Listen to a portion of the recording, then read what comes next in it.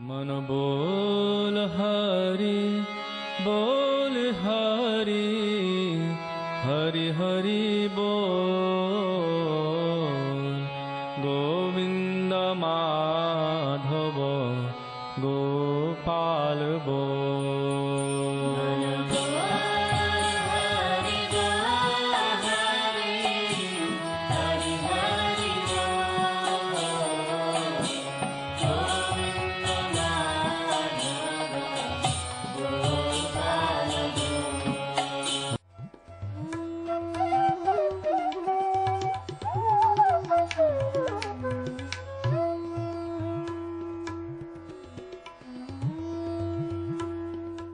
ओम विष्णुपाद अष्टोत्तर शत श्री श्रीमद् भक्ति वेदांत नारायण गोस्वामी महाराज जी का शुभ आविर्भाव सन 1921 में बिहार के बक्सर जिले में मौनी अमावस्या के दिन अर्धरात्रि में हुआ था।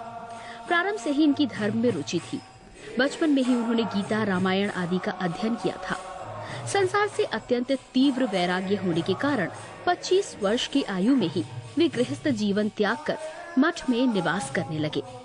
सन 1946 में उन्होंने नित्य लीला प्रविष्ट ओम विष्णुपाद श्री श्रीमद् भक्ति प्रज्ञान केशव गोस्वामी महाराज जी से विधिवत दीक्षा प्राप्त की तथा सन 1954 में संन्यास ग्रहण किया। मथुरा में निवास करते हुए अपने गुरु की आज्ञा तथा कृपा से अनेक ग्रंथों का हिंदी भाषा में अनुवाद किया है। इनके प्रमुख ग्रंथ हैं श्रीमद् भगवद गीता, गीत गोविंद, जैव धर्म, वेणु गीत, भजन रहस्य, ब्रजमंडल परिक्रमा, श्री श्री वृहद भागवतामृतम। इन सभी ग्रंथों का English, Spanish, Dutch, French, German, Russian, Italian, Portuguese, Chinese आदि विश्व की अनेक भाषाओं में अनुवाद हो रहा है।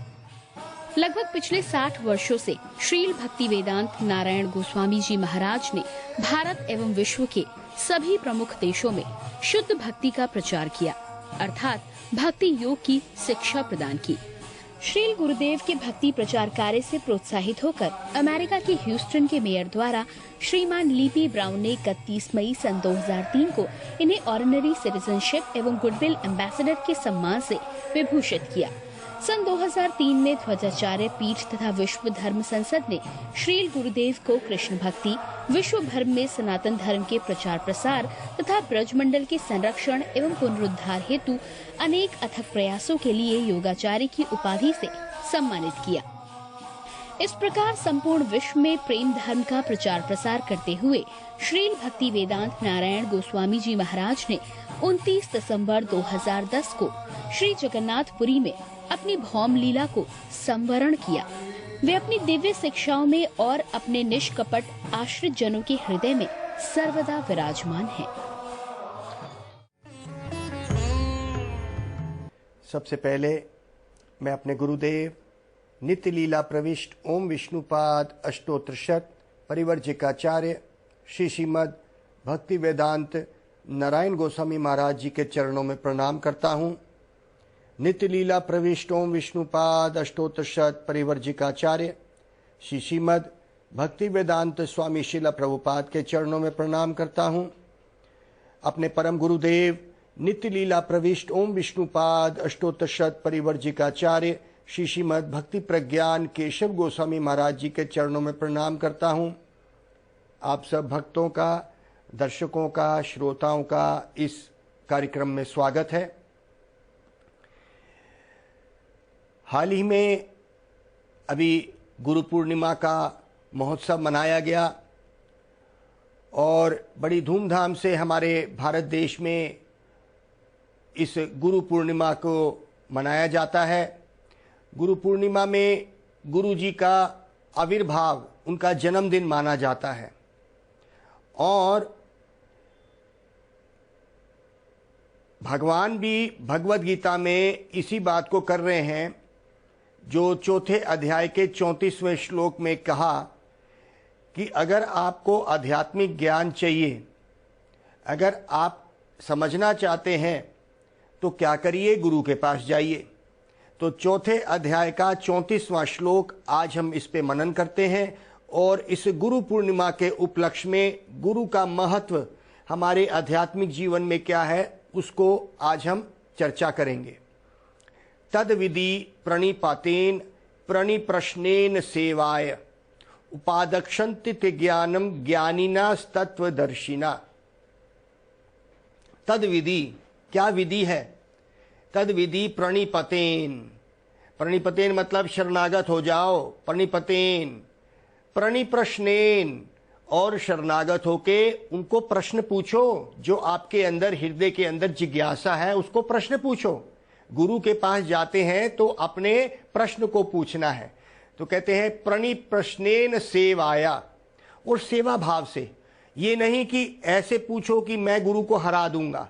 सेवा भाव से गुरु के पास जाके शरणागत होके सेवा करके उनसे जो भी आपके हृदय के प्रश्न हैं वो पूछो।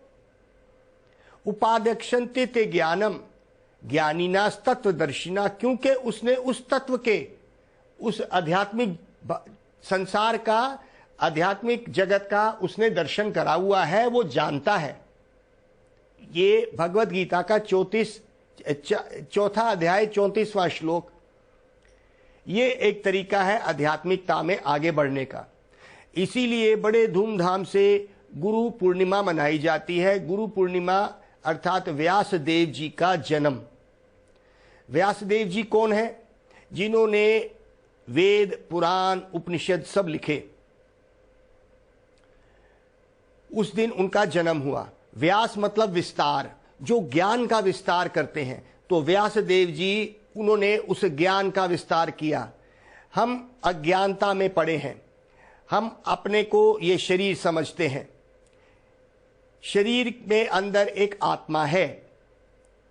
ये इसका आध्यात्मिक जीवन का पहला चरण।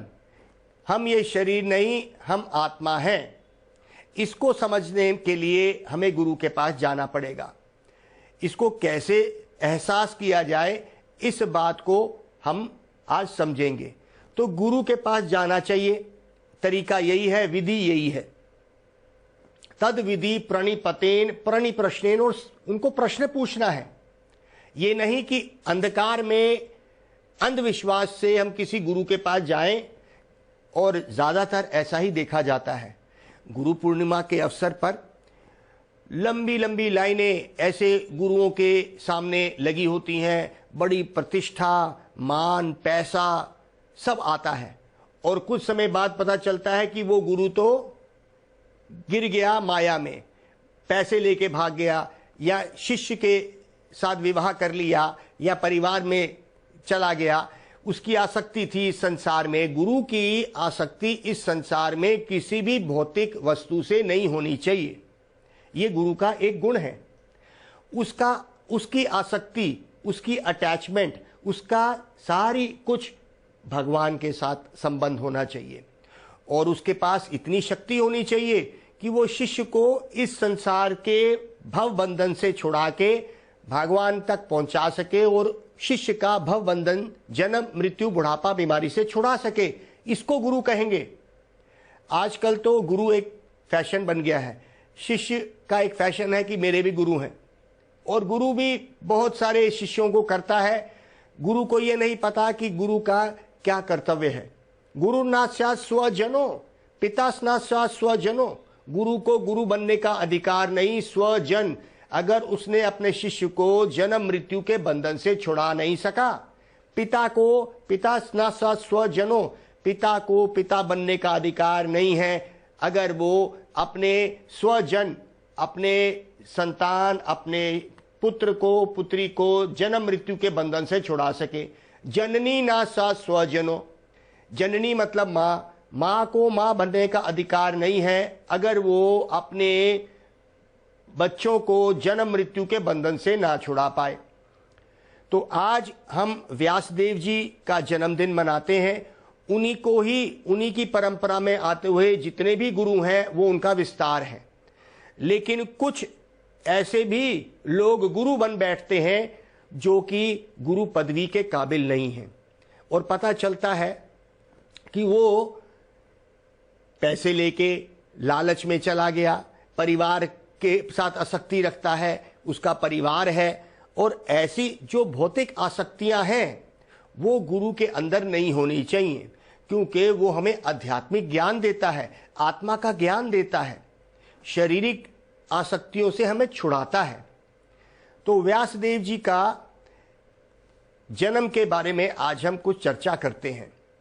कहते हैं कि पराशर ऋषि के पुत्र व्यासदेव जी जब मथुरा नगरी के पास पहुंचे, यमुना के पास, शाम हो चुकी थी, तो वहां पे जो नाविक जो नाव चलाता था वो थका हारा आया, लेकिन पराशर ऋषि वहां पे पहुंच गए। उन्होंने उससे प्रार्थना करी कि मुझे यमुना नदी पार करा दो।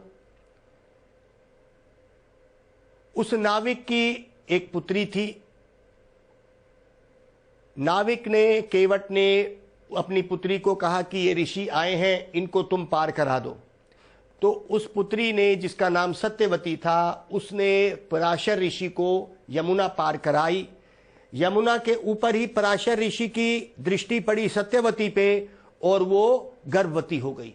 देखने से ही ऋषियों के पास शक्ति होती है। तो जब गर्भवती हो गई और उस किश्ती में ही चलते चलते उसका एक पुत्र हुआ जो 16 साल का था, वो व्यासदेव जी थे।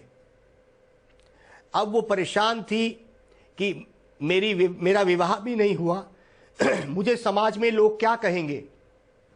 लेकिन ये पुत्र बड़ा ज्ञानी था और ये इतना वैरागी था कि इसी ने ही सारे वेद और पुराण लिखे। तो कहते हैं जब वेद व्यास जी ने ऐसे जन्म लिया यमुना के ऊपर, सत्यवती के गर्भ से प्रकट हो गए और पराशर ऋषि ने सिर्फ दृष्टि डाली सत्यवती पे, और ऐसा ज्ञानी वेद व्यास आए।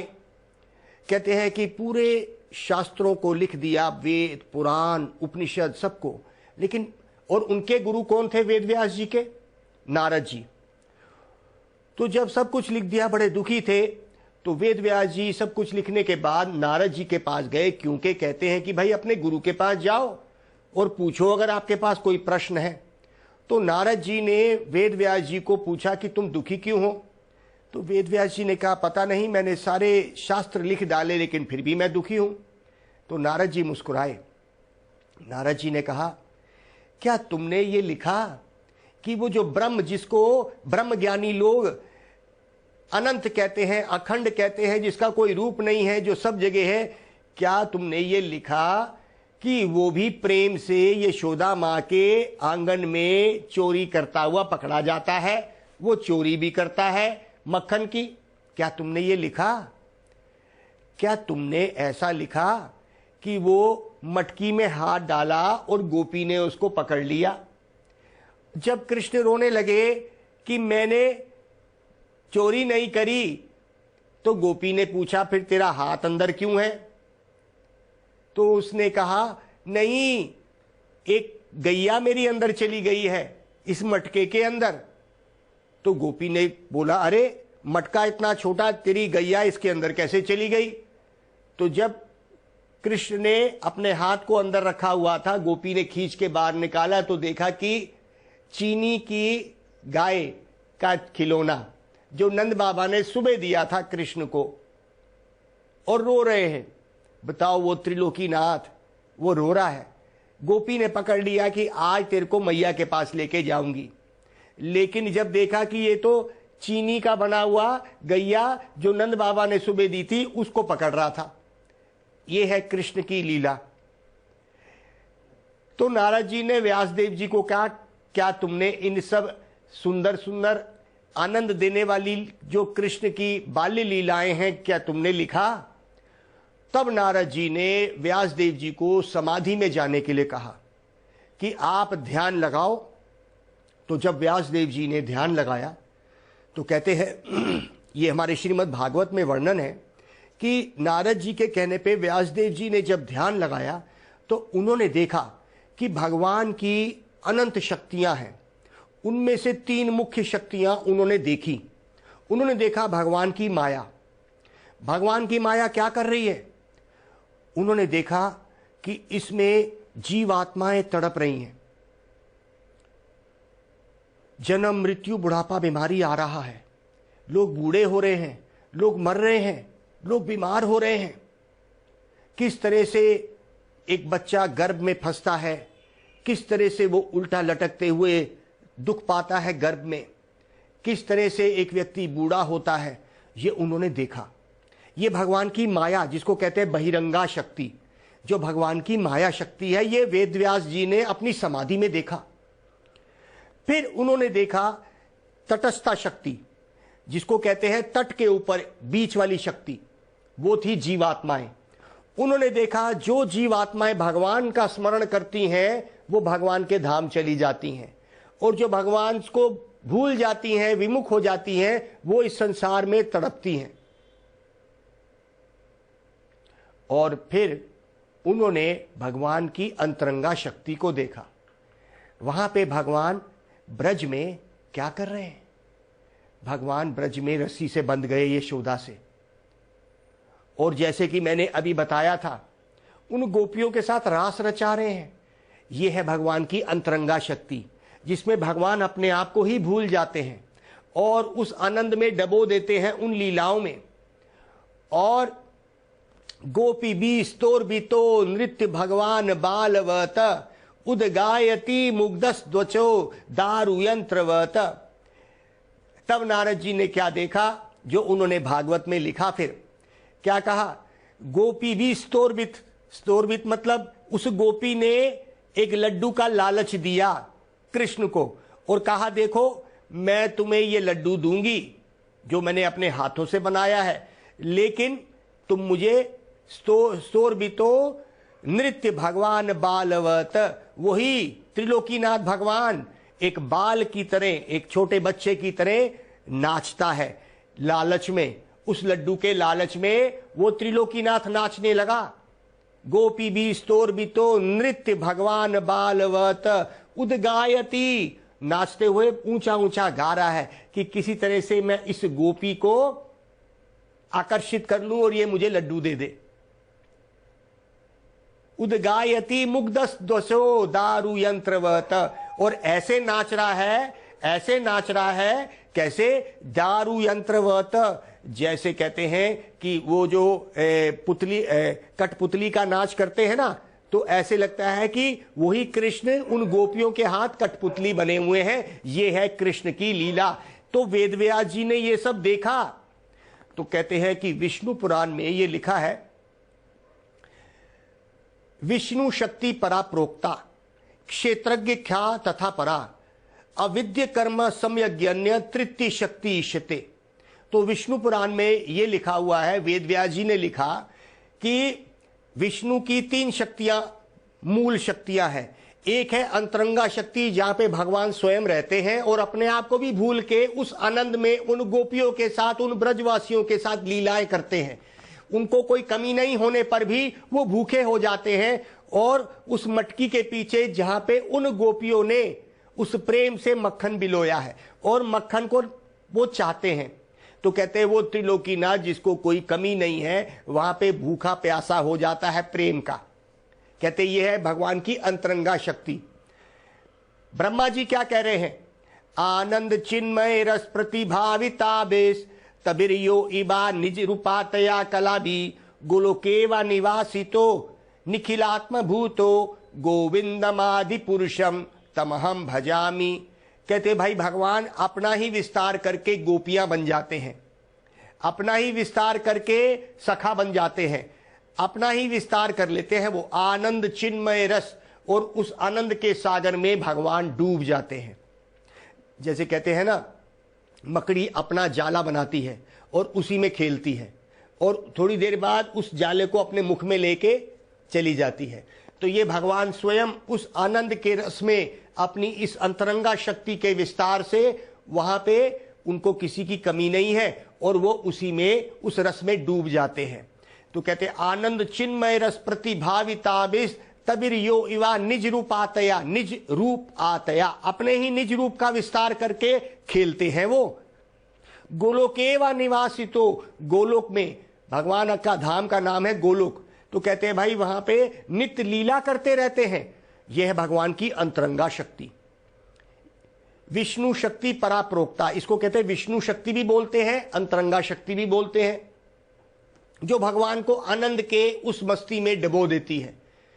क्षेत्रज्ञ ख्या तथा परा, क्षेत्रज्ञ मतलब जीवात्मा, जो हम जैसी जीवात्माएं भगवान को भूल जाती हैं वहां पे और खुद भोगना चाहती हैं, तो भगवान अपनी माया के अंदर उसको डाल देता है। यह है दूसरी शक्ति, जो इस भूली हुई जीवात्माएं जो अपने आप को भूल जाती हैं और सोचती हैं मैं ये शरीर हूं, ये मेरा परिवार है, मैं यहीं का मालिक हूं, ये भगवान की माया शक्ति है। वेद व्यास जी ने अपनी समाधि में नारद जी के कहने पे देखा, उन्होंने देखा ये जो माया शक्ति है ये क्या करती है। ये माया शक्ति के दो काम होते हैं, एक होता है आवरणात्मिका और दूसरे का काम है इसका विक्षेपात्मिका। क्या मतलब है? आवरणात्मिका मतलब आवरण मतलब कवर, ढक देना। तो हमारे ज्ञान को ढकती है पहले ये माया, हमको भुला देती है कि हम आत्मा है, हम ये शरीर नहीं है, आत्मा भगवान का अंश है, एक दिन सब कुछ छूट जाएगा, ये भुला देती है। ये इसकी आवरणात्मिका शक्ति है इस माया की। दूसरी शक्ति क्या है? विक्षेपात्मिका। जब आदमी भूल जाता है और वो सोचता है कि मैं ये शरीर हूं, मैं भोगता हूं, तो वो भोगने के लिए आगे बढ़ता है। वो इस संसार में परिवार करता है, पैसे कमाता है, वो इसको भुला के कि मैं कौन हूं।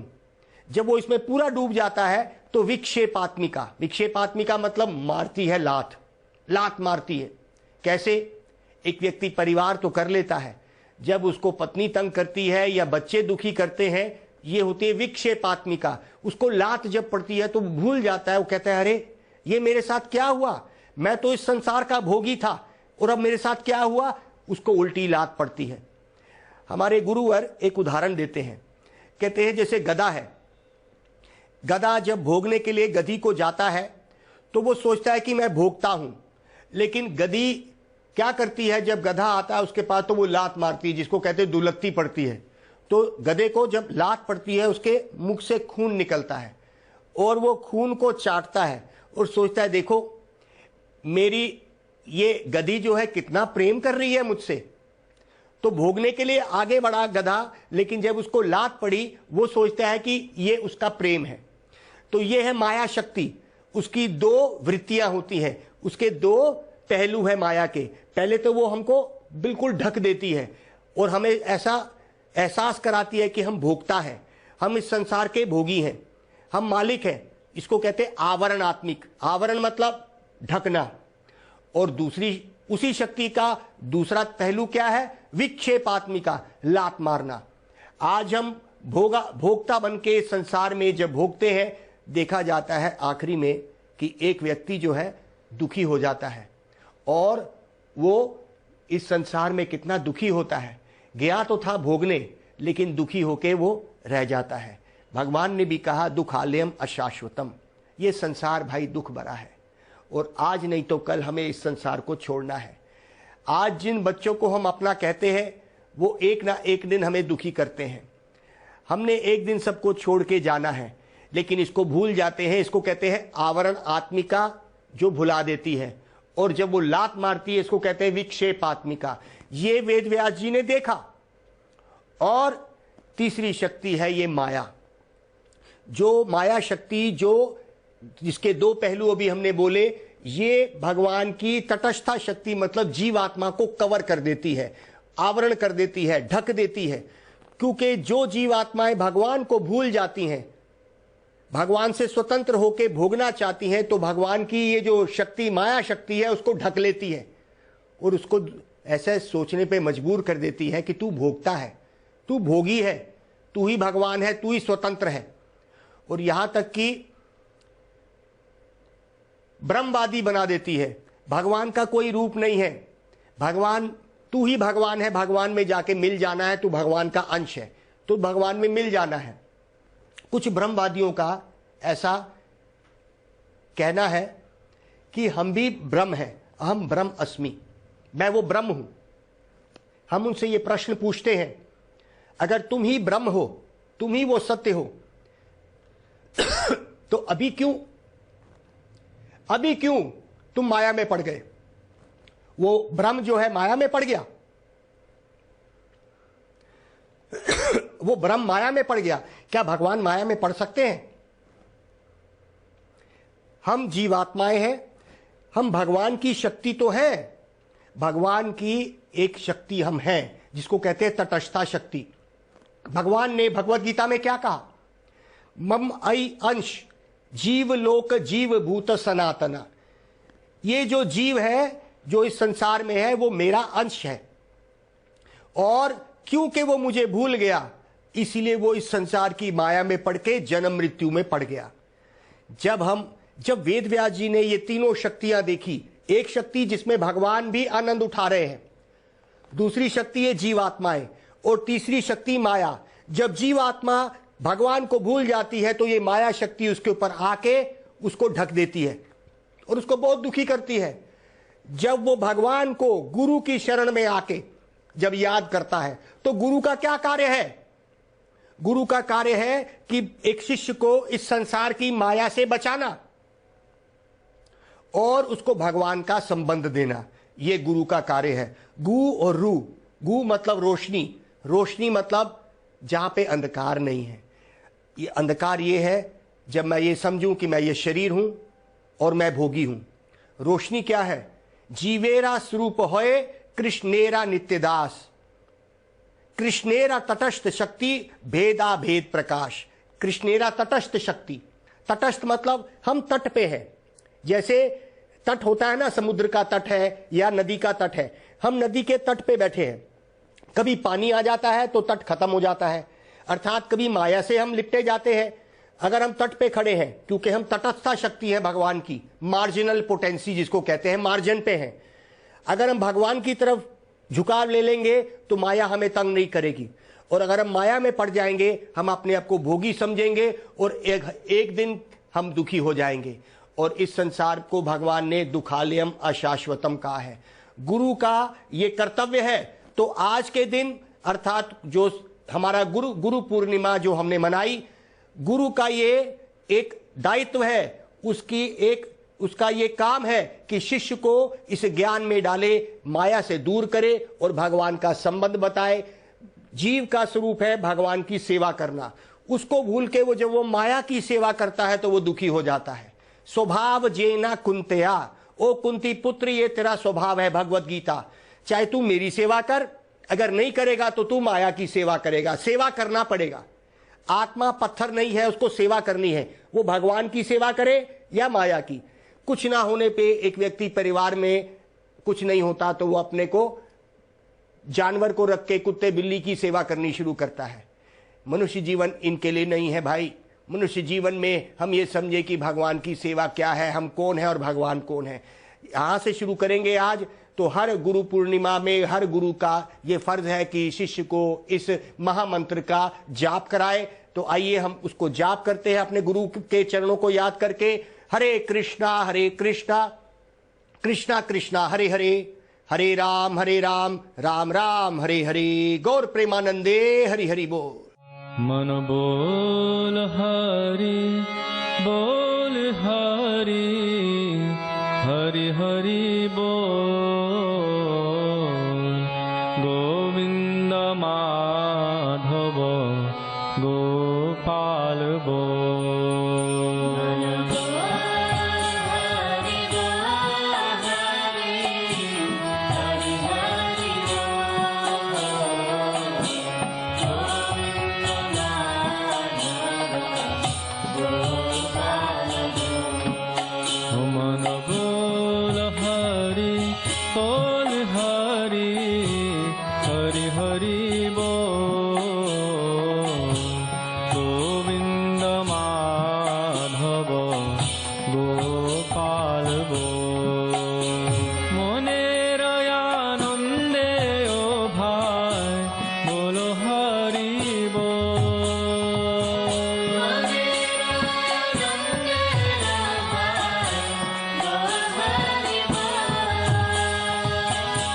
जनमे जनमे सुखे